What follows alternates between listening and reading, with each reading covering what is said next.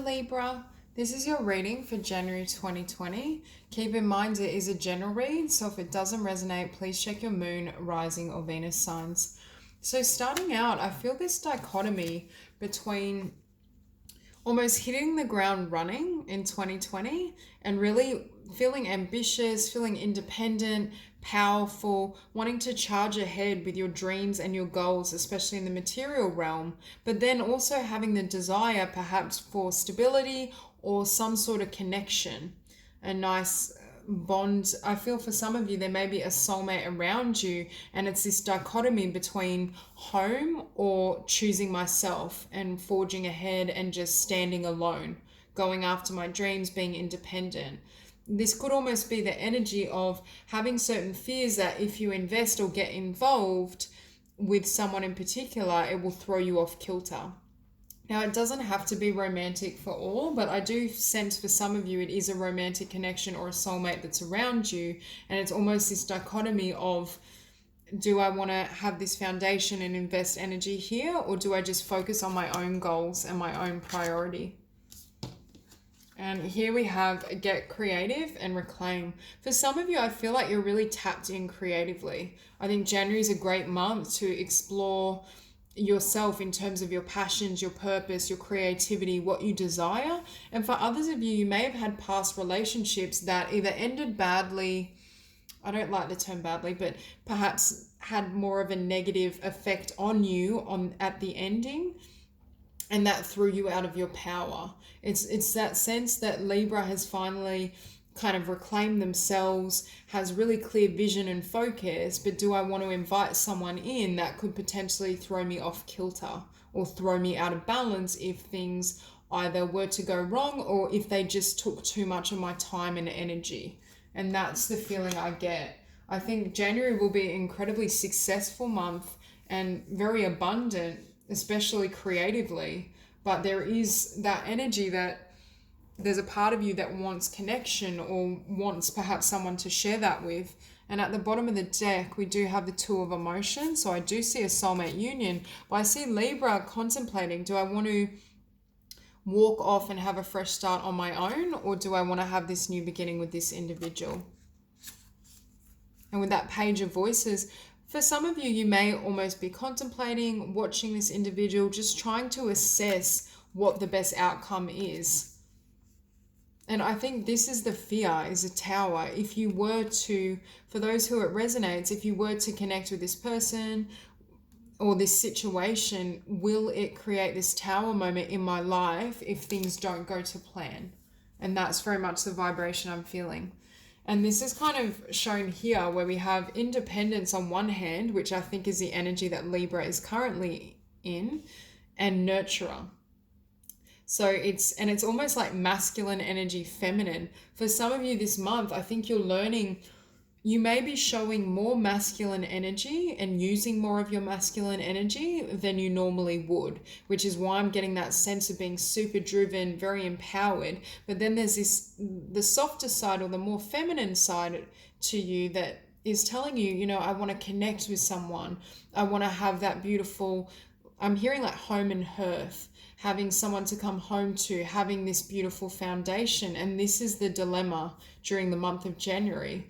Do I focus and nurture myself and be really in my power and be able to manifest so much? Or do I soften my defenses in a sense and allow in either this energy or allow in more of this energy within myself and the needs of my feminine side, my feminine aspect?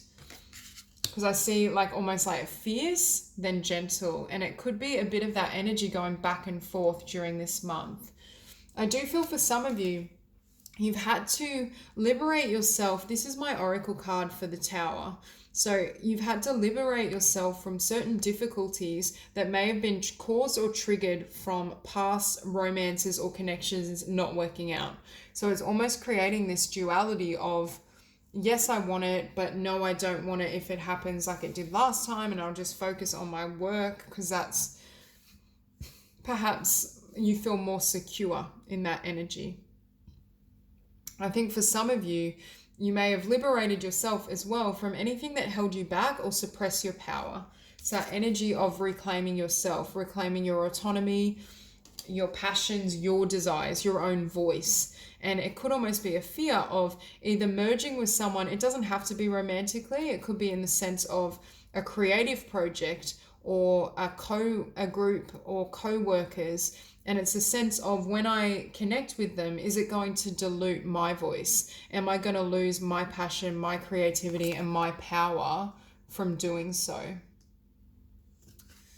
And here we have stillness. So I think there's this need really just to look within, to listen to what serves you, to kind of be in the moment and not be too much though in the mind. I see this as the energy of meditation or things that quiet the conscious and logical mind so that you can hear the voice of your heart and your spirit. And next to that, we have the in-between. So I think for the month of January, chances are you probably won't make this decision. I think you're trying to gain some sort of illumination first before you make a decision. But also I feel as though there's aspects in the physical world that need to be worked on before perhaps you feel ready to embark and forge ahead with a particular connection. I think perhaps that's not your priority starting out. And here we have the Hanged Muse. So again, I feel like if this resonates and there is some sort of connection or even a working collaboration that isn't progressing, I feel as though you're here trying to gain the perspective in terms of, if I move ahead, will this help me or will this hinder me? And there may be certain fears that are plaguing you or coming to the surface. Again, though, there is this caution against overthinking. Obviously, masculine energy can be incredibly logical, rational. It's great when you're designing a business plan and certain facets of a creation. But if you stay in this energy, it doesn't allow the heart and the soul to guide and garner its wisdom. So there is a caution here not to be, and also not to allow certain fears. And with the Nine of Voices or the Nine of Swords, these fears are illusions. They may be based or originated from a past experience, but they don't demonstrate divine truth. The truth of this situation I'm feeling is not what you're worrying about or what you're envisioning. There can be a more balanced perspective perhaps, or a new vision of, I'm hearing how you can have the best of both worlds, how you can be strong and independent and passionate and forge ahead, but still have that nurturing and that gentle energy in your life also, and how you can almost share both these qualities in a partnership. It's also a sense of the masculine and feminine energies integrating to a higher level, which improves your life also. And with this Eight of Materials, there is this sense again of investing. I feel as though when these fears come to the surface and you're afraid or uncertain, you then invest in your work, or you move all your focus to work, career, abundance, things that are more perhaps linear and less emotionally driven. But at the same time, I feel as though when you're in this place of really working and trying to build and establish yourself and create these blessings and abundance, at the back of your mind is these feelings or certain emotions. It could, if you're not connecting with someone currently, it could just be that desire for nurturing and that desire for a relationship and union that perhaps you're suppressing or you're not fully acknowledging. You may be trying to kind of meet all your needs from creativity and work and even friendships, but there's this kind of niggling voice that's saying, I still really want a partner, or I still really want to be able to express the gentle aspects of my nature and really share that emotionality with someone. But every time I feel as though you fall or drop into this energy, this comes out, that lion energy kind of comes to the surface. And I think it's almost a defensive pattern because of certain emotions you felt before and the consequence of the outcome of relationship or connection. That then triggers that the part of you that almost has that warrior energy or wants to go to bat, wants to defend and protect you, protect your heart, protect your emotions, and not allow anyone to hinder it Or I'm also hearing not allow anyone to hinder your progress in terms of your abundance and your physical goals. Perhaps in the past you had to direct so much energy to caring for a relationship and nurturing that it led you to almost neglect your ambitions and your desires. And I feel for most of you, you have a really clear vision of what you want to actualize in the physical realm and how that can perhaps best be put into action. And you're not wanting to get bogged down in any emotion that could deter your vision and your sight. And with this Three of Emotion, for many, I feel like this could represent friend circles or like a family group, but it still doesn't fully satisfy that desire. For those of you, I do feel the collective I'm tapping into are single or don't have a pertinent emotional connection that's emotionally fulfilling, because I'm sensing you're around people, and this could even be co-workers, but they're not people that satisfy that emotional need. You don't feel seen, or you don't feel that soul connection with them. So it's that energy of being in a room full of people but feeling completely alone and isolated. And that's what I see happening a little.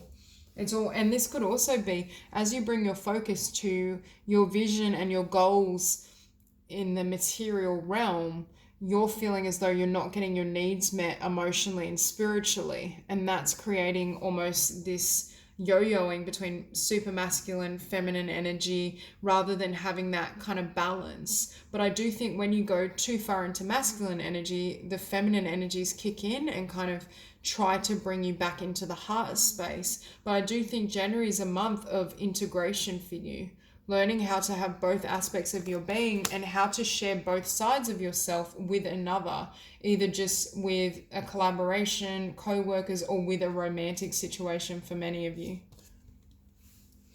And then we have the Priestess.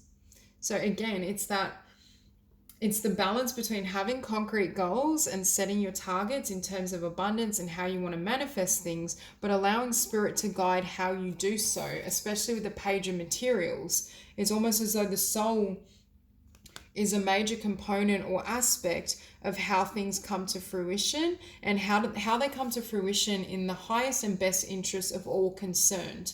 So it could be that spirit is trying to niggle at you, this voice that says, I'm still craving connection, or I'm still wanting some of that nurturing myself. Even though I am in this fierce kind of driven energy, I'm still longing for some of this emotion. And that's your soul trying to perhaps ask you how to balance things and how to build the foundation of your new endeavor or your creations in the world that are also spiritually guided.